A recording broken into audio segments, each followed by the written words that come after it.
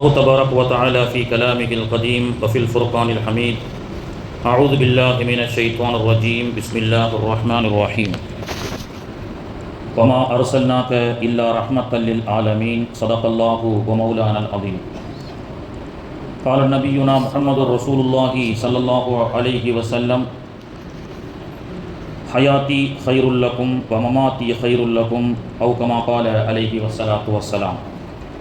அளவற்ற அருளாளனும் நிகரற்ற அன்புடையோனுமாகிய எல்லாம் வல்ல அல்லாஹுவின் திருநாமத்தால் போற்றி ஆரம்பம் செய்கிறேன். கண்மணி நாயகம் முத்து முஹம்மது ரசூலுல்லாஹ் ஸல்லல்லாஹு அலைஹி வஸல்லம் அன்னாருடைய துஆவை பெறக்கூடிய பாக்கியத்தை இம்மையிலும், அன்னாரை கண்ணார கண்டு ஷஹாதத் சொல்லக்கூடிய பாக்கியத்தை கபரிலும், அன்னாருடைய ஷஃபாஅத்தை பெறக்கூடிய பாக்கியத்தை மறுமையிலும் அல்லாஹ் நாம் அனைவர்களுக்கும் தந்து அருள் புரிவானாக. ரப்பி வர்சுக்னா ஜியாரத்தன் நபியு ரசூலுல்லாஹி ஸல்லல்லாஹு அலைஹி வஸல்லம். இறைவா, மாநபி அவர்களுடைய ரவுலாவை ஜியாரத் செய்யக்கூடிய பாக்கியத்தை எங்கள் அனைவருக்கும் தந்து அருள் புரிவாயாக. மதினா முனவ்வராவிற்கு சென்று மாநபி அவர்களுடைய தர்பாரிலே நின்று அஸ்ஸலாத்து வஸ்ஸலாமு அலைக்க யா ரசூலல்லாஹ் என்று சலாம் சொல்லக்கூடிய பாக்கியத்தை அல்லாஹு தஆலா நமக்கும் நம்முடைய சந்ததிகளுக்கும் தந்து அருள் புரிவானாக. மக்காவிலே பிறந்தார்கள், மக்கா முக்கர்ரமாவாக ஆகியது. மக்காவிலே மாநபி அவர்கள் பிறந்தார்கள், மக்கா முக்கர்ரமா என்று அழைக்கப்பட்டது, சங்கைக்குரிய மக்கா என்று அழைக்கப்பட்டது. மாநபி அவர்கள் மக்காவிலிருந்து மதினாவுக்கு இடம்பெயர்ந்து மதினாவிற்கு வந்தார்கள். வெறும் மதீனா மதீனத்துல் முனவ்வரா ஒளிமயமாக்கப்பட்ட மதீனாவாக ஆகியது. மாநபி அவர்களுடைய வாழ்க்கை சரிதுகளை, வாழ்க்கை வரலாறுகளை எல்லாம் நாம் தெரிந்து கொள்ள வேண்டும். மாநபி அவர்கள் கற்றுக் கொடுத்த சிறப்பான வழிகளை நாம் தெரிந்து கொள்ள வேண்டும். மார்க்கத்தை தவறாக விளங்கிட்டால் அப்படி தான் ஒரு ஹஜ்ரத்து ஒரு கறிக்கடைக்கு போயிருக்கிறார். 10 வருஷமாக அந்த பையன் கறிக்கடை வச்சிருக்கிறார். ஹஜ்ரத்து கறிக்கடைக்கு போய், சரி ஹஜ்ரத்து வந்துட்டார், ஹஜ்ரத்து நீங்கள் சுபா செய்கிறீங்களா கோழியை அப்படின்னு சொல்லியிருக்கிறாங்களா. சரிப்பா எடுத்துகிட்டு வா, நான் இருக்கிறேன் அப்படின்னு சொல்லி. ஹஜ்ரத் தரட்டா 200% ஹலாலா இல்லையா? 100% ஹலால்னா ஹஜ்ரத் தரட்டா 200% ஹலால் அப்படின்ற மாதிரி யாரும் கோச்சிக்கூடாது அண்ணாங்க. அப்போ அறுக்கும் பொழுது ஹஜ்ரத்து பிஸ்மில்லாஹி அல்லாஹு அக்பர் அப்படி தானே ரசூல் நம்ம கற்றுக் கொடுக்குறாங்க. அந்த 10 வருஷமாக கோழி கடை வச்சிருக்க தம்பி, என்ன ஹஜ்ரத் பள்ளிவாசலில் ஒரு மாதிரி பயான் செய்கிறீங்க, நடைமுறையில் ஒரு மாதிரி நீங்கள் பிஸ்மில்லா சொல்லி அறுக்கிறீங்கன்னு கேட்டிருக்காரு. அப்போ இத்தனை நாள் நீ என்னடா சொல்லி அறுத்த? ஹஜ்ரத் பள்ளிவாசலில் ஒரு வார்த்தை, வெளியில் ஒரு வார்த்தை, ரெண்டாக நீங்கள் பேசக்கூடாது. நீங்கள் என்ன சொல்லியிருக்கீங்க? மவுத் ஆகிட்டா என்ன சொல்லணும்தா? இன்னா லில்லாஹி வ இன்னா இலைஹி ராஜிஊன் தானே சொல்லணும்னு கற்றுக் கொடுத்துருக்கீங்க. அதனால் 10 வருஷமாக அந்த கோழி அறுக்கும் போதெல்லாம் இன்னா லில்லாஹி வ இன்னா இலைஹி ராஜிஊன் பேச்சை மாற்றக்கூடாது. ஹஜ்ரத் என்ன மவுத்து முசீபத்துகள் அல்லதீன இதா அஸாபத்துக்கும் முசீபா காலு இன்னா லில்லாஹி வ இன்னா இலைஹி ராஜிஊன். உங்களுக்கு ஏதேனும் முசீபத்துகளோ துன்பங்களோ நேர்ந்தால் நீங்கள் சொல்லுங்கள் இன்னா லில்லாஹி வ இன்னா இலைஹி ராஜிஊன் அப்படின்னு நீங்கள் தானே அதை சொல்லி கொடுக்குறீங்க. பள்ளிவாசலில் ஒரு மாதிரியும் வெளியில் வந்தவன ஒரு மாதிரி சொல்கிறீங்க. நான் 10 வருஷமா என்னடா சொல்கிறேன்? 10 வருஷமா நான் பிஸ்மில்லாலாம் சொல்கிறதில்ல, இன்னா லில்லாஹி வ இன்னா இலைஹி ராஜிஊன் தான் அறுத்துட்டுருக்கேன். ஏன்னா மவுத்தாச்சு, அதனால தான் சொல்லணும் அப்படின்னு சொன்னாங்க. அப்படி மார்க்கங்களை தவறாக விளங்கிக் கொள்ளக்கூடாது. மாநபி அவர்களுடைய வாழ்வியல் சுன்னத்துகளை முறைப்படி தெரிந்து கொள்ளக்கூடிய பாக்கியத்தை அல்லாஹ் நாம் சமூகத்திற்கு தருவானாக. பொதுவாக இந்த வருஷம் பார்த்தீங்கன்னா தொடர் பயானில் மாநபி அவர்களுடைய பிறப்புக்கு முன், பிறந்ததற்கு பிறகு முந்தா நாள் 53 வயது வரை மாநபி அவர்களுடைய வாழ்க்கையை நாம் பார்த்தோம். மாநபி அவர்கள் ஸல்லல்லாஹு அலைஹி வஸல்லம் அவர்கள் 51வது வயதிலே விண்வெளி பயணத்தை மேற்கொண்டார்கள் என்ற செய்தியை நாம் பார்த்தோம். மக்காவில் இருந்து விண்வெளி பயணம் செய்வதற்கு முன்பு மாநபி ஸல்லல்லாஹு அலைஹி வஸல்லம் அவர்கள் தாயிஃபுக்கு செல்கிறார்கள். தாயிஃப் நகர மக்கள் அவர்களை கல்லால் அடித்த விவரங்கள் எல்லாம் நமக்கு தெரியும். தாயிஃப் நகரத்திற்கு மாநபி அவர்கள் சென்று தாயிஃப் நகரத்து வீதியிலே பெருமான் அவர்கள் செல்லக்கூடிய அந்த நேரத்திலே இஸ்லாத்தை யாரும் ஏற்றுக்கொள்ளவில்லை. மாநபி அவர்களை கல்லால் அடித்தார்கள். பெருமானார் அவருடைய உடலிலே இரத்தம் வழிந்து ஓடியது. அதை கவிக்கோ அப்துல் ரஹ்மான் அவர்கள் சொன்னார்கள், தாயிஃப் நகர மக்களே, கற்களின் மீது பூவை தூவினீர்கள், கற்களின் மீது பூவை தூவினீர்கள். கற்கள் என்ற சிலையின் மீது பூக்களை தூவி அபிஷேகம் செய்த தாயிஃப் மக்களே, பூவின் மீது அல்லவா கற்களை தூவி விட்டீர்கள் என்று கவிக்கோ அப்துல் ரஹ்மான் பாடுவார். மாநபி அவர்களுடைய அந்த மிகப்பெரிய அந்த இக்கட்டான சூழல், கல்லடிப்பட்டு பெருமானார் ஸல்லல்லாஹு அலைஹி வஸல்லம் அவர்கள் ரத்தம் வடிந்தோடி கொண்டிருக்கக்கூடிய நேரத்திலே ஒரு தோட்டத்திலே பெருமானார் அவர்கள் என்ன செய்கிறாங்க? ஒதுங்குகின்றார்கள். அந்த தோட்டத்திலே வேலை செய்யக்கூடிய ஒரு மனிதர், அவருடைய பெயர் அத்தாஸ் ரலியல்லாஹு அன்ஹு. மாநபி அவர்களை யாரெல்லாம் நேசிக்கின்றார்களோ அவர்களுக்கெல்லாம் அல்லாஹ் கொடுக்கக்கூடிய பரிசு என்னன்னு சொன்னால் ஹிதாயத் என்ற நேர்வழி. அல்லாஹ் மாநபி அவர்களை நேசித்து அந்த ஹிதாயத்தை பெறக்கூடிய பாக்கியத்தை அல்லாஹ் தருவானாக. யாரோ மக்காவிலிருந்து வந்த ஒரு சிறப்பான மனிதர், பார்ப்பதற்கு கண்ணியமாக இருக்கின்றார், அவரை இந்த மக்கள் எல்லாம் கல்லால் அடிக்கின்றார்கள் என்று தான் அந்த தோட்டத்தில் வேலை செய்யக்கூடிய ஒரு ஏழை விவசாயி பெருமானார் அவர்களை அரவணைத்து அங்கே அமரச் செய்கின்றார். அவருக்கென்று ஒதுக்கப்பட்ட, இன்றைக்கும் பாலைவனம் மஸ்ரால சவுதியில் என்ன பெரிய ஏசி ரூமாக கொடுத்துட போகிறான், ஒரு கண்டெய்னரில் ஒரு சின்ன ரூம். அப்போ 1400 வருஷத்துக்கு முன்னாடி எப்படி இருந்திருக்கும் பாருங்கள். அந்த இடத்துல அத்தாஸ் என்பவர் மாநபி ஸல்லல்லாஹு அலைஹி வஸல்லம் அவர்களுக்கு அடைக்கலம் கொடுக்கிறார். ஊர் மக்களும் அந்த ஊர் அரசர்கள் எல்லாம் மாநபி அவர்களை கற்களால் அடித்த போது அத்தாஸ் என்ற மனிதர் மாநபி அவர்களுக்கு அடைக்கலம் கொடுக்கின்றார். ஸல்லல்லாஹு அலைஹி வஸல்லம் அவர்கள், தம்பி நீங்க எந்த ஊர் அப்படின்னு கேட்டாங்க. அவர் சொன்னார், நான் ஈராக்குக்கு பக்கத்திலே நைனுவா என்ற கிராமத்தை சார்ந்தவன் என்று அவர் சொன்னார். அப்பொழுது பெருமானார் அவர்கள், என்னுடைய முந்திய பாட்டனார் யூனுஸ் அலைஹிஸ்ஸலாம் வாழ்ந்த ஊர் அப்படி என்று சொன்னார்கள். என்ன ஆச்சரியம், ஈராக்கிலே நைனுவா என்ற பகுதியிலே யூனுஸ் அலைஹிஸ்ஸலாம் வாழ்ந்த அந்த யூனுஸ் நபியை பற்றி பெருமானார் அவர்கள் நினைவு கூர்ந்தார்கள். அவர் பெருமானார் அவர்களுடைய அந்த விஷயத்திலே ஈடுபட்டு அத்தாஸ் அவர் தங்கியிருந்த வீடு இன்னைக்கு பள்ளிவாசல், மஸ்ஜிதே தாயிஃபுக்கு சென்றால் மஸ்ஜிதே அத்தாஸ் என்று இன்னைக்கும் ஒரு பள்ளிவாசல் இருக்கிறது. அதை சுற்றி தோட்டம் இருக்கிறது. ஒரு பெரிய பிரம்மாண்டமான பள்ளிலாம் இல்லை, ஒரு ஏழை விவசாயி, ஒரு லேபர் தான். அந்த ஊர் அரசர்கள் எல்லாம் விரட்டி அடித்து அவர்களுடைய அரண்மனைகள் எல்லாம் இன்னைக்கு சின்ன பின்னமாக்கப்பட்டு அவர்கள் வாழ்ந்த வீடுகள் எல்லாம் இன்னைக்கு பாலடைந்த வீடுகளாக அல்லாஹ் ஆக்கினான். மாநபி அவர்களை துன்புறுத்தியவர்கள் வாழ்ந்த வீடுகளை அல்லாஹ் பாலடைந்த வீடாக, அபூஜஹலுடைய வீடு இன்னைக்கு என்னத்தான் இருக்கு, பாத்ரூம். ஆஜிகளை நம்ம என்ன சொல்லுவோம், அபூஜஹலுடைய வீட்டுக்கு போகலாமா, அதுதான் பாத்ரூம். பெருமானார் அவர்களை எதிர்த்த மக்களை எல்லாம் நஜீஸை கழிக்கக்கூடிய பைத்துல் கலாவாக அல்லாஹ் ஆக்கினான். பெருமானார் அவர்களை நேசித்த மக்களுடைய வீடுகளை எல்லாம் அல்லாஹ் என்ன செஞ்சான், பள்ளிவாசலாக, இறை இல்லம் பள்ளிவாசலாக அல்லாஹ் ஆக்கினான். மஸ்ஜிதே அத்தாஸ் தாயிஃபுக்கு சென்றால் இந்த வரலாற்றுக்குரிய பெருமானார் அவர்களை அரவணைத்து, பெருமானார் அவர்கள் ரத்தம் சொட்ட வரும் பொழுது அந்த மாதுளம் கனிகளையும் சில கனிகளையும் கொடுத்து பெருமானார் அவர்களுக்கு வயிற்று பசியை ஆற்றிய அத்தாஸுக்கு அல்லாஹ் வெறும் அத்தாஸாக இருந்தவர் அத்தாஸ் ரலியல்லாஹு அன்ஹு என்று பெயர் பெற்றார்கள். இப்படி மாநபி அவர்களை எப்பொழுதெல்லாம் நேசிக்கின்றார்களோ அவர்களுக்கெல்லாம் அல்லாஹ் ஹிதாயத் என்ற பரிசை அல்லாஹு தஆலா கொடுத்தான். மாநபி அவர்கள் 53 வயது. மக்காவிலே மிகப்பெரிய எதிர்ப்பு தோன்றியது. பெருமானார் அவர்கள் மக்காவிலிருந்து மதீனாவுக்கு ஹிஜ்ரத் செய்து புறப்பட்டார்கள். குஃபார்கள் எல்லாம் மாநபி அவர்களை கொலை செய்துவிட வேண்டும் என்று முடிவு செய்யப்பட்ட போது அல்லாஹுடைய உத்தரவு, நம்ம ஹிஜ்ரத்துடைய வரலாறை நம்ம தெளிவாக நம்ம தெரிஞ்சிருக்கிறோம். ஹிஜ்ரத்துடைய பயானில் ஹிஜ்ரத்திலே பெருமானார் அவர்கள் சித்திக் நாயகத்தோடு மக்காவிலிருந்து மதீனாவுக்கு புறப்பட்டார்கள். சவுரு குகை அழகாக பாடியிருப்பார். சவுரு என்னும் குகையிலே தாஹா நபி மடியிலே தாளால பகை சூழ்ந்து தாக்கிய போது தன் மீது கருநாகம் தீண்டிய போது அருமையான தோழருக்கு துன்பம் ஏதும் வந்திராமல் பொறுமையோடு அதனை வென்ற தூயவர் புகழுக்குரிய மார்க்கத்திற்கு நாயகர் யார்தான், அபூபக்கர் சித்தீக் ரலியல்லாஹு. மிகப்பெரிய இன்னலுக்கு கஷ்டத்துக்கு மத்தியிலே மாநபி ஸல்லல்லாஹு அலைஹி வஸல்லம் அவர்கள் 53வது வயசிலே மக்காவிலிருந்து மதீனாவுக்கு புறப்படுகின்றார்கள்.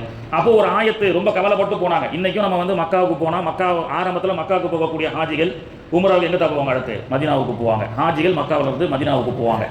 அந்த மக்காவுக்கு மீண்டும் வரக்கூடிய பாக்கியம் கிடைக்கும்னு சொன்னான். இந்த இடத்துல அல்லாஹ் இறங்கின ஒரு ஆயத்தை ஓதணும்னு சொன்னான். பொதுவாக மக்காவை விட்டு விரை பெற்று மதீனாவுக்கோ அல்லது ஊருக்கு வரும் பொழுது தவாஃபே விதா என்று சொல்லக்கூடிய விடைபெறக்கூடிய தவாஃப் செய்வாங்க. ஹஜ்ஜில் அது வாஜிபாகப்பட்டிருக்கிறது, உம்ராவில் சுன்னத்தாகப்பட்டிருக்கு. அந்த மக்காவை விட்டு விடைபெற்று ஊருக்கோ மதீனாவுக்கோ போகும்போது இந்த ஆயத்தை ஓதுனா மீண்டும் அந்த மக்காவுக்கு அல்லாஹ் ஹயாத்தில் மீண்டும் அழைப்பான். இன்னல்லதி ஃபரல அலைக்கல் குர்ஆன் லராதுக இலா மஆத் என்ற ஒரு ஆயத்து. இன்ஷா அல்லாஹ் நீங்கள்லாம் சென்றீங்கன்னா உலமாக்கள் இடத்துல அந்த ஆயத்தை வாங்கி ஓதி கொள்ளுங்கள். மக்காவை விட்டு விடைபெற்று செல்லும் பொழுது மீண்டும் இந்த மக்காவுக்கு வரக்கூடிய பாக்கியம் கிடைக்குமா இல்லையா என்று சொல்லும் பொழுது அல்லாஹ் இந்த ஆயத்தை இறக்கினான். நபிகள் நாயகனே, நீங்க கவலைப்படாமல் போங்க, மதீனாவில் உங்களுக்கு சிறப்பான எதிர்காலம் இருக்கு. 13 ஆண்டுகளாக நீங்கள் பட்ட துன்பங்கள், துயரங்கள், இன்னல்கள், கஷ்டங்கள் அனைத்தையும் போக்கப்பட்டு மதீனாவிலே ஒரு சிறப்பான எதிர்காலம் இருக்கு என்று சொல்லி அல்லாஹ் தஆலா மதீனாவிற்கு பெருமானார் அவர்களை இடம்பெயரச் செய்தான். ஹிஜ்ரத் பெருமானார் அவர்களுக்கு 53 வயது, 54, 55 வயசு ஆகுது. பொதுவாக மதீனாவுக்கு போன உடனே அல்லாஹுடைய தூதருக்கு சிறப்பான எதிர்காலம் இருந்தது. மக்கள் எல்லாம் வரவேற்றார்கள். நாம் அனைவருக்கும் தெரியும், டைம் வேறு பார்க்க ஆரம்பிச்சிட்டாங்க. இப்போ தான் மக்கா டு மதீனாவுக்கு 55 வயசு தான் ரசூல்லா. 63 வயசு வரைக்கும் கொண்டு போகிறது எவ்வளோ நேரம் அஜர் தாக்க போகிறான்னு நினைக்கிறீங்க? சுருக்கமாக சொல்லிடுவோம். மதீனாவுக்கு வந்த உடனே ஸல்லல்லாஹு அலைஹி வஸல்லம் அவர்கள் முதலாக குபா என்ற பள்ளியை கட்டுகின்றார்கள். அந்த குபா பள்ளிக்கும் மதீனா ஜியாரத்திலே செல்கின்றோம். பெருமானார் அவர்கள் கரங்களால் கட்டப்பட்ட அந்த குபாவுடைய பள்ளியினுடைய பரக்கத் என்னவென்றால், அந்த மன் சல்லா ரகஅத்தைனி ஃபில் மஸ்ஜிதுல் குபா ஃபலஹு அஜ்ருஹு உம்ரத்தன்.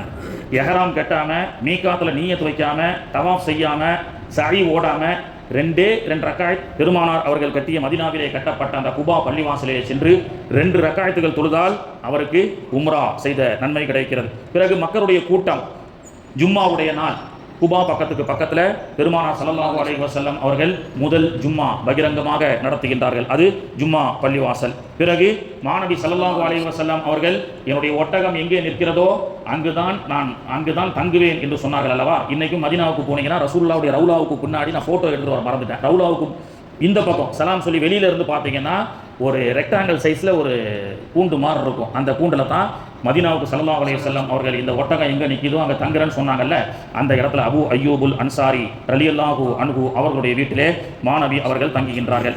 மஸ்ஜிதுன் நபவி காலையில் எந்திரிச்சு ரசூலுல்லாஹ் அந்த வீட்டிலேருந்து நீங்கள் பார்த்தீங்கன்னா அழகாக வரலாறு தெரியும். பெருமானார் அவர்கள் இரவிலே தங்கி காலை முழிச்சு பார்த்தா எதிரில் ஒரு அழகான இடம், அந்த அழகான இடத்தை பள்ளிவாசலாக அமைக்க வேண்டும், அது மஸ்ஜிதுன் நபவி என்று பெயரிட வேண்டும் என்று 2 அனாதை சிறுவர்களிடத்திலிருந்து உரிய கிரயத்தை கொடுத்து மாநபி அவர்கள் மஸ்ஜிதுன் நபவியை கட்டமைக்கின்றார்கள். அப்படி கட்டமைக்கப்பட்ட மஸ்ஜிதுன் நபவி அந்த பள்ளிவாசல் எப்படிப்பட்டது என்றால், எந்த தீவிரவாதிகளும் அந்த பள்ளிவாசலுக்கு வந்தால் சீர்திருத்தவாதியாக செல்வார்கள். உலகத்தில் இன்னைக்கு இஸ்லாத்தை பார்த்தா தீவிரவாதி அப்படின்றான். பெருமானார் அவர்களுடைய அந்த மஸ்ஜிதுன் நபவி அல்லாஹ் அங்கே சென்று நாம் அமர்ந்து பெருமானார் அவர்களுடைய வீட்டிற்கும் ரவுலாவுக்கும் தொழு வைத்த மெம்பர் படியை பார்க்கலாம். அதுக்கு இடையில ரவுலாத்துல் ஜன்னா சொர்க்கத்தின் ஒரு பகுதி என்று சொன்னார்கள்.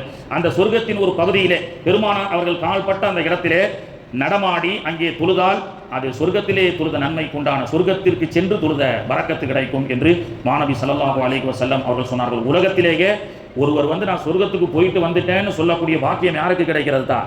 உம்ராவுக்கோ ஹஜ்ஜிக்கோ மாநபி அவருடைய வீட்டிற்கும் தொழு வைத்த இடத்திற்கும் நடுவிலே ரவுலா, அந்த ரவுலாவிலே நின்றால் அவர்கள் சொர்க்கத்துக்கு சென்று வந்து விட்டார்கள் என்று சொல்லப்படும். அப்படிப்பட்ட மாநபி ஸல்லல்லாஹு அலைஹி வஸல்லம் உடைய அற்புதமான அந்த மதீனா முனவ்வரா ஒளிமயமாக்கப்பட்ட பள்ளி, அங்கே யாரெல்லாம் தீவிரவாதிகளாக வருகின்றார்களோ அவர்களெல்லாம் சீர்திருத்தவாதியாக சென்றார்கள். மதீனாவிலே ஒருவர் எஹராம் கட்டி கொண்டு வித்தியாசமாக அங்கும் இங்கும் நடமாடி கொண்டிருந்தார். அவரை ஸல்லல்லாஹு அலைஹி வஸல்லம் அவர்களும் சஹாபாக்கெல்லாம் யார் ரசூலுல்லாஹ் இவரை பார்த்தா ரொம்ப சந்தேகமாக இருக்கு. ஸோ இவரை விசாரிச்ச பார்த்ததுல ஒன்றுக்கு முரணா பேசினார். அவரை ஸல்லல்லாஹு அலைஹி வஸல்லம் சஹாபாக்கள் என்ன செஞ்சாங்க, மஸ்ஜிதுன் நபவியிலே தூணில் கைதியாக கட்டி போட்டார்கள். கட்டி போடப்பட்ட அந்த மனிதருக்கு அனுதினமும் பெருமானாருடைய வீட்டிலிருந்து ஒரு கைதிக்கு, இன்றைக்கும் சவுதியில் பார்த்தீங்கன்னா இந்த சுன்னத்து தான். சவுதியில் பிரிசன் சிஜனுக்கு ஜெயிலுக்கு போனால் ரொம்ப சந்தோஷமாக இருப்பான். ஏன்னா காலையிலேயே அற்புதமான பால், பிரெட்டு, குபுசு எல்லாமே கொடுத்து கைதிகளை கண்ணியப்படுத்தப்படும். அந்த முறை நபிகள் நாயகம் அவர்களை கற்றுக் கொடுத்தது. அந்த திருடர் என்று சந்தேகப்பட்ட அந்த மனிதரை தூணிலே கட்டி வைக்கப்படுகிறது. கட்டி வைக்கப்பட்ட அந்த மனிதருக்கு மாநபி அவர்கள் வீட்டிலிருந்து பால் உணவெல்லாம் கொண்டு செல்லப்படும். பள்ளிவாசலுக்கு தொலை வரக்கூடிய மக்கள் எல்லாம் அந்த கைதியை பார்த்து என்ன நல்லா இருக்கீங்களா, கைஃப ஹாலக் அப்படின்லாம் விசாரிப்பாங்க. சில நாட்களுக்கு பிறகு மாநபி அவரிடத்துல யார் ரசூலல்லாஹ் என்னை என்னுடைய அந்த கயிறை நீங்கள் கலட்டி விட்டீங்கன்னு சொன்னால், என்னை விடுதலை செஞ்சீங்கன்னா உங்களுக்கு 2 உண்மையை நான் சொல்கிறேன் அப்படின்னு சொன்னார். ஸல்லல்லாஹு அலைஹி வஸல்லம் அவருடைய கயிற்றை கலட்டி விடுங்கன்னு நாங்கள் பள்ளிவாசலில் கலட்டிட்டார்.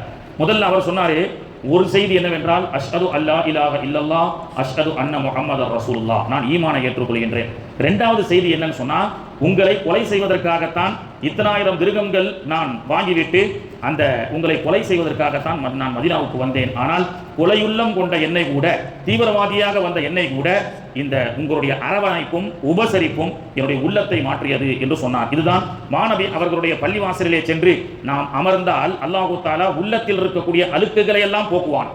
அபு உமாமா ஒரு தடவை மஸ்ஜிதுன் நபவி பள்ளிவாசலில் போய் உட்கார்ந்துட்டு இருக்கும்போது ரசூலுல்லாஹ் வராங்க. என்ன அபு உமாமா, கைர வக்தி ஸலா, யா ரசூலுல்லாஹ் கடன் அதிகமாயிருச்சு, பெரிய பிரச்சனை, வியாபாரம் நஷ்டமாயிருச்சு. பெருமானார் அவர்கள் இந்த துவாவை ஓதுங்க, அல்லாஹ் உங்களுக்கு எல்லாத்தையும் லேசாக்குவான் அப்படின்னு சொல்லி அவர் சொன்னார். பெருமானார் அவர்கள் கற்றுக் கொடுத்த துவாவை ஓதினேன், அல்லாஹ் என்னுடைய வாழ்வை சிறப்பாக்கினான் என்று சொன்னார்கள். ஒரு முறை மக்காவு அப்புறம் 56வது வயது கிபி 625 கிபி 624 மார்ச் மாதம் பெருமானார் அவர்களுக்கு 55வது வயசு.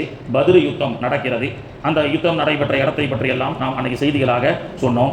அப்படி மாநபி ஸல்லல்லாஹு அலைஹி வஸல்லம் அவர்கள் பத்ர் யுத்தத்திலே ஈடுபட்டு மிகப்பெரிய வெற்றியை அல்லாஹு தஆலா கொடுத்தான். மாநபி அவர்கள் ஒரு முறை பள்ளிவாசல்ல சஹாபாக்களோடு இருக்கும் பொழுது, இந்த பத்ரில் உமைர் என்பவர் மக்காவாசியாக இருந்தார். அவர் இஸ்லாத்தை ஏற்றுக்கிறார். உமைர் என்பவருடைய நிறைய சொந்த பந்தங்கள்லாம் பத்ரில் முஸ்லீம்களால் கொலை செய்யப்பட்டாங்க. அப்போ உமைர் என்பவர் மக்காவில் சொன்னாரு, நான் மாணவி அவர்களை இன்னைக்கு கொலை செய்யாம விட மாட்டேன் அப்படின்னு சொல்லி கத்தியில விஷத்தை தடவி இரவு முழுக்க ஊற வைத்து மாணவி அவர்களை சந்திப்பதற்கு கொலை செய்வதற்கு உமைர் வருகிறார். பெருமானார் அவர்களுடைய 56வது வயதிலே இந்த சம்பவம் நடக்கிறது. ஸல்லல்லாஹு அலைஹி வஸல்லம் அவர்கள் உமைர் அவர் என்ன செய்கிறாரு, அந்த கத்தியில விஷத்தை தடவி பெருமானார் அவர்களை கொலை செய்ய வேண்டும் அப்படின்னு சொல்லி நல்லவரை போன்று செல்கின்றார். சஹாபாக்கெல்லாம் உமர் ரலியல்லாஹு அன்ஹுலாம் சொல்றாங்க, உமைர் ஏதோ ஒரு திட்டத்தோட வந்திருக்கிறார் அப்படின்னு சஹாபாக்கள் கண்டுபிடித்தார்கள். பெருமானார் அவர்கள் அவரை விட்டு விடுங்கள் அப்படின்னு சொல்லி பெருமானார் அவர்கள் அவரை கூப்பிட்டு விசாரிக்கும் பொழுது பெருமானார் அவர்களுக்கு ஆபத்து வந்துவிடக்கூடாது என்று உமர் ரலியல்லாஹு அன்ஹுலாம் முன்னே வந்தார்கள். பெருமானார் அவர்கள் யாரும் முன்ன வராதீங்க, உமைரே எதற்காக வந்திருக்கிறீர்கள்? இல்லை, பதிலில் கொலை செய்ய கைதிகளாக நீங்கள் பிடிச்சு வைக்கப்படக்கூடிய அந்த கைதிகளை நான் பார்க்க வந்தேன் அப்படின்னு சொன்னார். பெருமானார் அவர்கள் சொன்னார்கள், இல்லை உமைரே, நீ கைதியை பார்க்க வரவில்லை, இரவு முழுக்க கத்தியை ஊற வைத்து என்னை திட்டமிட்டு கொலை செய்வதற்காக, அந்த விஷமுள்ள கத்தியை வைத்து என்னை கொலை செய்வதற்காகத்தான் வந்தீர்கள் என்று சொன்னவுடன் அரண்டு போயிட்டார். 450 கிலோமீட்டருக்கு அப்பால் மக்காவிலே இருந்து கொண்டு மாணவியை அவர்களை கொலை செய்ய வேண்டும் என்று திட்டமிட்ட இரவு நேரத்தில் செய்த ரகசியத்தை கூட மஸ்ஜிது நபவியிலே அமர்ந்து கொண்டு மாணவி ரசூலுல்லாஹி ஸல்லல்லாஹு அலைஹி வஸல்லம் அவர்கள் தெரிந்து கொண்டார்கள் என்று அவர் ஆச்சரியப்பட்டு, ஆம் யா ரசூலல்லாஹ், அல்லாஹ்வுக்காக மன்னித்து விடுங்கள் யா ரசூலல்லாஹ் அப்படின்னு சொல்லி தீவிரவாதியாக அந்த வந்த மனிதர் கூட சீர்திருத்தவாதியாக பெருமானார் அவர்களுடைய தர்பாரிலிருந்து சென்றார். கிபி 630 நபிகள் நாயகம் ஸல்லல்லாஹு அலைஹி வஸல்லம் அவர்களுக்கு வயது 60 கொண்டு வரும். நிறைய சம்பவங்கள் இருக்கு, இன்ஷா அல்லாஹ் அடுத்தடுத்த ஜும்மாக்களில் பேசுவோம். வயது 60. தபூக் யுத்தம் நடைபெறுகிறது, மிகப்பெரிய ஒரு யுத்தம்.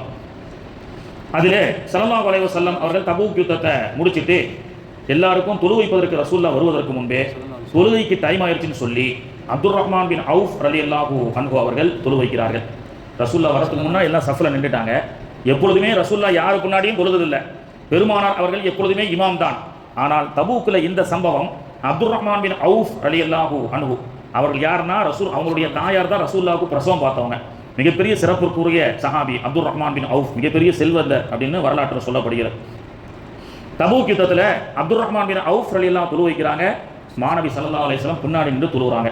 தொழுது முடிச்சதோட தான் சஹாபாக்களுக்கெல்லாம் செய்தி சொல்றாங்க, எப்பொழுது ஒரு நபியாக இருக்கும் பொழுது அவரை சார்ந்த உம்மத்து முன்னாடி நின்று தொழுது ஒரு நபி பின்னாடி தொழாமல் ஒரு நபிக்கு மரணம் வராது, எனவே உலகத்தை விட்டு பிரியக்கூடிய காலம் நெருங்கிவிட்டது அப்படின்னு சொல்லி தபூக் யுத்தத்தில் பெருமானார் ஸல்லல்லாஹு அலைஹி வஸல்லம் அவர்கள் இந்த உலகத்தை விட்டு விடைபெறக்கூடிய செய்தியை சஹாபாக்களுக்கு சொல்கின்றார்கள். 61வது வயதிலே மக்கா வெற்றி அடைந்தது. மக்கா வெற்றி அடைந்த சம்பவத்தை பற்றி அன்றைக்கி ஹஸ்ரத் அவங்க சொன்னாங்க. பிறகு 62 வயசாகுது அல்லாஹ்வுடைய தூதருக்கு. ரமலானுடைய மாதம் வருகிறது. எப்பொழுதும் பிந்திய 10ல் அல்லாஹ்வுடைய தூதர் அவர்கள் இஅ்திகாஃப் இருப்பாங்க. அந்த ஆண்டு என்ன செய்கிறாங்க, 20 நாட்கள் அல்லாஹ்வுடைய தூதர் இஅ்திகாஃப் இருக்கிறாங்க. அப்படி இஅ்திகாஃப் இருந்து ஒவ்வொரு முறையும் குர்ஆனை ஒரு முறை மட்டுமே ஓதி ஜிப்ராயிலிடம் பெருமானார் அவர்கள் ஓதுவார்கள், ஜிப்ராயில் கேட்பார்கள், ஜிப்ராயில் ஓதுவார்கள், பெருமானார் கேட்பார்கள். ஆனால் அந்த ஆண்டு எத்தனை வயசு தான், 62வது வயதிலே ரமலானுடைய காலத்தில் ரசூலுல்லாஹ் 2 முறை குர்ஆனை ஓதி காட்டுகின்றார்கள், ஜிப்ராயில் 2 முறை ஓதுறாங்க. அதுக்கு இடையில பெருமானார் ஸல்லல்லாஹு அலைஹி வஸல்லம் அவர்களுக்கு ஹஜ்ஜத்துல் விதா இறுதி ஹஜ்ஜும் அந்த வருஷத்தில் செய்கிறாங்க. செஞ்சுட்டு சொல்கிறாங்க, நான் கடைசியாக ஹஜ்ஜு, இதுக்கு மேலே நான் இருப்பனா இருக்க மாட்டேனான்னு தெரியாது, ஹஜ்ஜி எப்படி செய்யணுன்றதை நன்றாக கவனித்துக் கொள்ளுங்கள் என்று சொல்லி ஹஜ்ஜில் அல் யௌம அக்மல்து லக்கும் தீனக்கும் வ அத்மம்து அலைக்கும் நிஅமதி என்ற ஆயத், தீன் முழுமையடைந்து விட்டது என்ற ஆயத்தை சொல்லிக் கொடுக்கின்றார்கள். பிறகு 62 வயதினுடைய இறுதியிலே மாணவி ஸல்லல்லாஹு அலைஹி வஸல்லம் அவர்களுக்கு ஆயத்து இறங்குகிறது. இதா ஜாஅ நஸ்ருல்லாஹி வல் ஃபத்ஹ் வரஅய்த அன்னாஸ யதுகுலூன ஃபீ தீனில்லாஹி அஃப்வாஜா ஃபஸப்பிஹ் பிஹம்தி ரப்பிக வஸ்தக்ஃபிர். தீனுல் இஸ்லாம் வெற்றி அடைந்து விட்டது, மக்கள் கூட்டம் கூட்டமாக வர ஆரம்பித்து விட்டார்கள். தீனுல் இஸ்லாம் வெற்றி அடைந்து விட்டது. 1 லட்சத்திற்கும் மேற்பட்ட சஹாபாக்கள் இஸ்லாத்துக்கு வந்துட்டாங்களா இல்லையா? இந்த ஆயத்து இறங்கின உடனே எல்லா சஹாபாக்களுமே ரொம்ப சந்தோஷமா இருந்தாங்க. பெருமானார் அவர்களுடைய 62 வயதுடைய கடைசி காலம், துல் ஹஜ்ஜி அல்லது முஹர்ரம் பிறந்துட்டா ரசூலுல்லாஹ்க்கு 63 வயசு ஆயிடுச்சு. அப்போ எல்லாருமே சந்தோஷமா இருக்கும்போது பள்ளிவாசல்ல ஒரே ஒரு நபித்தோழருடைய அழுகை சத்தம் கேட்கிறது. அவர் யார் என்றால் அபூபக்கர் சித்திக் ரலியல்லாஹு அன்ஹு அவர்கள். என்ன இந்த பெரியவர் அழுதுகிட்டு இருக்கிறார் இந்த பள்ளிவாசல்ல? எவ்வளவு சந்தோஷமான ஆயத் வருகிறது. அல்லாஹ் இஸ்லாத்துக்கு வெற்றியை கொடுத்தான், மக்கள் கூட்டம் கூட்டமாக இஸ்லாத்துக்கு வந்துட்டாங்க அப்படின்னு மக்கள் விளங்கி கொள்ளும் போது அபூபக்கர் ரலியல்லாஹு அன்ஹு அவர்கள் சொன்னார்கள், நீங்கள் எல்லாம் இந்த ஆயத்து அத்தியாயம் இறங்கியதை சந்தோஷமாக பார்க்கின்றீர்கள், நான் எப்படி பார்க்கின்றேன் தெரியுமா? இஸ்லாம் வெற்றி அடைந்து விட்டது. மாணவி அவர்கள் எதற்காக இந்த சமூகத்திற்கு உலகத்திற்கு வந்தார்களோ அந்த வேலை முடிஞ்சிருச்சு. இப்போ அல்லாஹ்வை சந்திப்பதற்காக பெருமானார் அவர்கள் தயாராகிவிட்டார்கள். எனவே மாநபி அவர்களை பிரியக்கூடிய நேரம் வந்துவிட்டது. எப்பொழுதுமே மாநபி அவர்களை பள்ளிவாசலுக்கு சென்றால் அவர்களை சலாம் சொல்லுவோம், அவர்களோடு முசாபா செய்வோம், அவர்கள் கொண்டு வந்த ஆயத்துக்களை எல்லாம் கேட்போம். மாநபி அவர்களுடைய முகத்தை பார்க்கக்கூடிய எல்லோருமே அந்த ஷம்சுன் அந்த பதுருன் அந்த நூருன் ஃபௌக நூரி அந்த சிர்ரின் வகாலி, மாநபி அவர்களை பார்த்து கொண்டே இருக்கலாம் என்று சொல்லக்கூடிய அளவுக்கு உண்டான வதன உடலை, பெருமானாருடைய முகத்தை காணக்கூடிய இறுதி நாட்கள் நம்மை நெருங்கி கொண்டிருக்கிறது என்று அபூபக்கர் ரலியல்லாஹு அன்ஹு அவர்கள் சொன்னார்கள். மாநபி ஸல்லல்லாஹு அலைஹி வஸல்லம் அவர்கள் 63வது வயதை அடைகின்றார்கள். முஹர்ரமுடைய மாதம் பிறக்கிறது. அப்பொழுது ஒரு சபையிலே ஸல்லல்லாஹு அலைஹி வஸல்லம் அவர்கள், உங்களுக்கு உண்டான எல்லா விதமான எல்லோருக்கும் உண்டான கைமாறை நான் செய்துவிட்டேன், இதோ இந்த பெரியவர் இருக்கின்றாரே, யார்? அபூபக்கர் ரலியல்லாஹு அன்ஹு அவர்களை பார்த்து ரசூலுல்லாஹ் சொன்னாங்க, இந்த அபூபக்கர் இருக்கின்றாரே, இவருக்கு அல்லாஹ் 2 ஆப்ஷனை கொடுத்தான். உங்களுக்கு உலகம் வேணுமா, ரசூலுல்லாஹ் வேணுமா? உலகம் வேண்டுமா, அல்லாஹ்வுடைய தூதரும் மார்க்கமும் வேண்டுமா என்று அல்லாஹ் அவருக்கு கொடுத்தான்.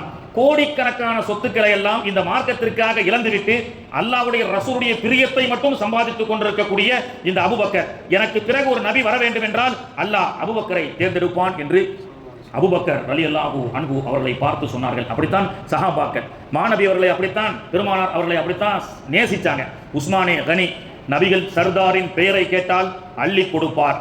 ஒரு முறை மாநபி அவர்களுடைய தர்பாரிலே ஒரு மிஸ்கின் வருகிறார். பெருமானார் அவர்களுடைய சட்டம் என்ன தெரியுமா?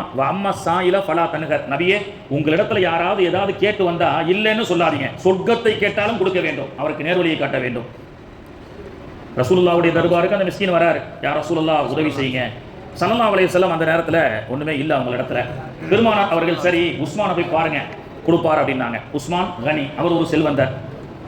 பெருமானார் ஸல்லல்லாஹு அலைஹி வஸல்லம் அவர்கள் சொன்ன மாதிரி அந்த மிஸ்கின் என்ன செய்கிறாரு, உஸ்மான் கிட்ட போறாரு.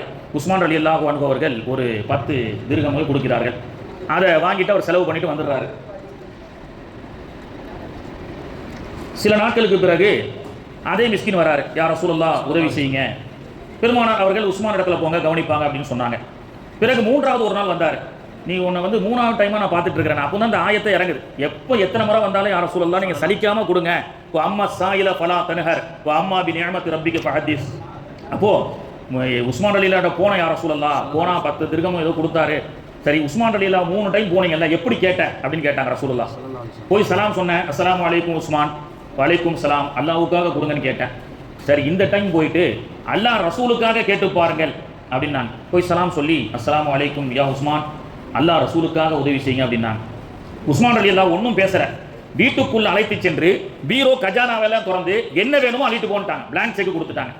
அல்லாஹ்வுக்காக என்று கேட்கும் பொழுது கிள்ளி கொடுத்த உஸ்மான், அல்லாஹ்வுடைய ரசூலுக்காக என்று கேட்கும் பொழுது அள்ளி கொடுக்கக்கூடிய சஹாபாக்கள், முஹப்பத்தே ரசூல். இன்னைக்கு எவ்வளவு அள்ளி கொடுத்துருக்காங்க பாருங்க. எங்க எல்லாத்தையும் காணோம், கொண்டு போயிட்டாங்க பின்னாடி.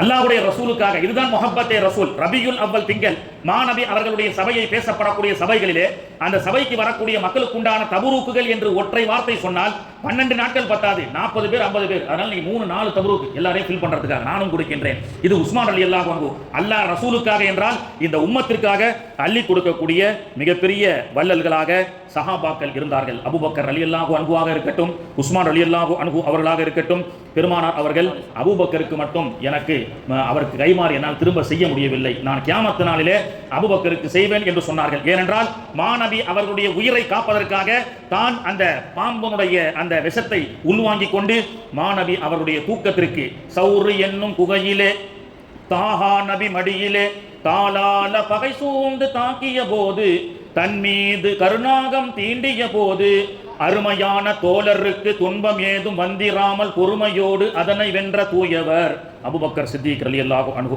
பெருமானார் அவர்களுடைய 63வது வயசு, சஃபர் உடைய பிறை 28 அல்லது 29. பெருமானார் ஸல்லல்லாஹு அலைஹி வஸல்லம் அவர்கள் ஒரு ஜனாசாவிலே கலந்து கொள்கின்றார்கள். ஒரு ஜனாசா வருகிறது. பொதுவாக ரசூல் ஸல்லல்லாஹு அலைஹி வஸல்லம் அவர்கள் 60 வயசுக்கு மேலே அதிகமாக உஹதுக்கு போகக்கூடியவங்களாக இருந்தாங்க. ஜியாரத்துக்கு பெருமானார் அவர்கள் ஜியாரத்துக்கு உஹது சுஹதாக்களை போய் ஜியாரத் செய்வாங்க. ஜன்னத்துல் பக்கீல போய் பெருமானார் ஸல்லல்லாஹு அலைஹி வஸல்லம் அவர்கள் ஜியாரத் செய்யக்கூடியவர்களாக இருந்தார்கள். பெருமானார் ஸல்லல்லாஹு அலைஹி வஸல்லம் சொன்னாங்க, இப்போ நம்ம ஒரு ஜனாசா தொழு வச்சிருக்கிறோம், அவங்க இங்கே மெட்ராஸில் பல ஊர்களில் இருக்கிறாங்க, லண்டனில் நிறைய பேர் பல ஊர்களில் இருக்கிறாங்க. ஸல்லல்லாஹு அலைஹி வஸல்லம் மஸ்ஜிது நபவியில் உட்கார்ந்து கொண்டு இருக்கும் பொழுது ஒரு ஜனாசா வருகிறது. ஜனாசா சொந்தக்காரங்களாம் தொழு வச்சுட்டு அடக்கம் செஞ்சுட்டு இருக்கிறாங்க. பிரிவு தாங்க முடியாமல் இழப்பில் இருக்கும் பொழுது ஸல்லல்லாஹு அலைஹி வஸல்லம் சொன்னாங்க, கூலு இன்னா லில்லாஹி வ இன்னா இலைஹி ராஜிஊன், அல்லாஹ்விடத்திலிருந்து வந்தோம், மீண்டும் அல்லாஹ்விடத்துல திரும்பி போகிறோம். எங்கேருந்து வந்தோமோ அங்கே தாங்க திரும்பி போகிறோம். அதாவது பொதுவாக இங்கேருந்து நம்ம வந்து சவுதிக்கு போகிறோம்னு வச்சுக்கோங்களேன். இங்கிருந்து சவுதிக்கு புறப்பட்டார், சவுதியிலிருந்து திரும்பி வந்தார். சவுதிக்கு போகிறேன், வரதாக இருந்தால் திரும்பி வரேன். ஆனால் அந்த மௌத்தில் நம்ம என்ன தெரியுமா சொல்கிறோம்? திரும்பி போகிறோம் அப்படின்றோம். இன்னா லில்லாஹி வ இன்னா, வந்தார் உலகத்தில், போறாரு கிடையாது, திரும்பி போறார். அப்போ எங்கிருந்து வந்தாரோ அங்கிருந்து போறார் அப்படின்றத சொல்லிட்டு ரசூலுல்லாஹ் சொன்னாங்க, யார் எந்த மண்ணிலே படைக்கப்பட்டார்களோ அந்த மண்ணில் தான் அடக்கம் செய்யப்படுவார்கள் அப்படின்னாங்க. நானும் அபுபக்கரும் உமரும் மதீனத்து மண்ணில் படைக்கப்பட்டோம் அப்படின்னாங்க. அதனால தான் பெருமானார் அவர்கள், சித்திக் நாயகம் உமர் ரலியல்லாஹு அன்ஹு அவர்கள், பிறகு ஈசா அலைஹிஸ்ஸலாம் வந்தா அந்த 4வது இடத்துல. அப்போ யார் எந்த ஊர் மண்ணில் தஞ்சாவூர் மண்ணிலே நீங்கள் படைக்கப்பட்டால் உலகத்தில் ரிஸ்க்குக்காக எங்கே வேணாலும் போங்க, ஆனால் மௌத்துக்கு நாம் இருக்கக்கூடிய இடத்துக்கு வந்து ஆக வேண்டும் என்ற செய்தியை பெருமானார் அவர்கள் சொல்லி அதிகமாக ஜியாரத் ஜன்னத்துல் பகீக்கு சென்று சஹாபாக்களை பெருமானார் ஸல்லல்லாஹு அலைஹி வஸல்லம் அவர்கள் ஜியாரத் செய்யக்கூடியவர்களாக இருந்தார்கள். இன்னைக்கு ஜியாரத்தையே வந்து ஒரு கேள்விக்குறியாகிறாங்க. அதெல்லாம் போகணுமா வரணுமா? குபா பள்ளிவாசலுக்கு போங்க. குபா பள்ளிவாசலுக்கு பக்கத்தில் பெருமானார் அவர்கள் எப்பொழுதுமே சனிக்கிழமை குபா பள்ளிக்கு ரசூலுல்லாஹ் வருவாங்க. அங்கே வந்தால் ஒரு வயசான அம்மா அந்த பள்ளிவாசல்லாம் சுத்தம் பண்ணி ரசூலுல்லாஹ்வுக்கு தண்ணி எடுத்து வைப்பாங்க. அப்படிப்பட்ட ஒரு நாள் பெருமானார் அவர்கள் சனிக்கிழமை வரும்பொழுது அந்த அம்மா இல்லை. எங்கே ரசூலுல்லாஹ் கேட்டாங்க. அந்த அம்மா வஃபாத் ஆயிட்டாங்க, ஏன் எனக்கு சொல்லி அனுப்புறேன்னு சொல்லி ஸல்லல்லாஹு அலைஹி வஸல்லம் அவர்கள் அந்த அம்மாவுடைய மண்ணறைக்கு சென்று ஜியாரத் செய்தார்கள். ரசூலுல்லாஹ் மண்ணறைக்கு சென்று ஜியாரத் செய்யக்கூடிய ஒரு மிக அற்புதமான சுன்னத்தை நமக்கு வழிகாட்டியிருக்கின்றார்கள். பிறகு ரபியுல் அவ்வல் பிறை 5, ரபியுல் அவ்வல் பிறை 5 ஸல்லல்லாஹு அலைஹி வஸல்லம் அவர்களுக்கு அதிகமான காய்ச்சல் மயக்கம் ஏற்பட்டது. பெருமானார் அவர்கள் அந்த தள்ளாத நேரத்திலும் பிறை 5, 6, 7, 7, 8 மக்ரிப் வரை ஸல்லல்லாஹு அலைஹி வஸல்லம் அவர்கள் தொழ வைத்தார்கள். தொழ வைத்துவிட்டு பிறை 8 மக்ரிபோட ரசூலுல்லாஹ் தொழ வைக்கக்கூடிய கடைசி இமாமத்து. பிறை 8 மக்ரிபோட ரசூலுல்லாஹ் என்ன செய்கிறாங்க? மக்ரிபுடைய வக்தோடு நிப்பாட்டிக்கிறாங்க. பிறகு அசரோடு நிப்பாட்டிக்கிறாங்க. பிறை 8 மக்ரிபு இஷாலிருந்து துவங்கி பிறை 12 ஃபஜர் வரைக்கும் பெருமானார் அவர்களுக்கு பதிலாக அபூபக்கர் சித்திக் ரலியல்லாஹு அன்ஹு அவர்கள் 17 வக்து தொழுகையை என்ன செய்கிறாங்க? 17 வக்து தொழுகையை தொழு வைக்கின்றார்கள். பெருமானார் ஸல்லல்லாஹு அலைஹி வஸல்லம் அவர்கள் ஃபாத்திமா அம்மாவை கூப்பிட்டு தன்னுடைய மரண செய்தியை சொல்கின்றார்கள். பேரப்பிள்ளையை கூப்பிட்டு முத்தமிட்டார்கள். தன்னிடத்தில் இருக்கக்கூடிய 7 தங்க காசுகளை தர்மம் செய்தார்கள். பிறை 11 அன்று பெருமானார் அவர்கள் சற்றே என்ன செய்கிறாங்க? கொஞ்சம் அவங்களுக்கு வந்து கொஞ்சம் ஒரு திரகாத்திரம் கிடைக்கிறது. பெருமானார் அவர்கள் அவர்களுடைய வலி என்பது கைபர் பெண் கொடுத்த விஷத்தால் பெருமானார் ஸல்லல்லாஹு அலைஹி வஸல்லம் அவர்களுக்கு அந்த விஷத்தினுடைய தாக்கத்து ஏற்படுகிறது. பிறை 12 அன்று பெருமானார் அவர்கள் ஃபஜருடைய தொழுகையை அபூபக்கர் ரலியல்லாஹு அன்ஹு அவர்கள் தொழு வைக்கக்கூடிய காட்சியை பார்த்து, மக்கள் எல்லாம் சஃபில் நிற்கக்கூடிய காட்சியை பார்த்து ஆனந்தம் அடைந்தார்கள். பிறை 12 அப்போ சரியாக 12 மணி பெருமானார் ஸல்லல்லாஹு அலைஹி வஸல்லம் அவர்கள் ஆயிஷா அம்மா அவர்களுடைய மடியிலே அவர்கள் இருந்து கொண்டிருக்கின்றார்கள். அப்துர் ரஹ்மான் பின் அவுஃப் ரலியல்லாஹு அன்ஹு அவர்கள் மிஸ்வாக் வைத்திருந்தார்கள். அந்த மிஸ்வாக்கை கொடுங்கன்னு ரசூலுல்லாஹ் சொன்னாங்க.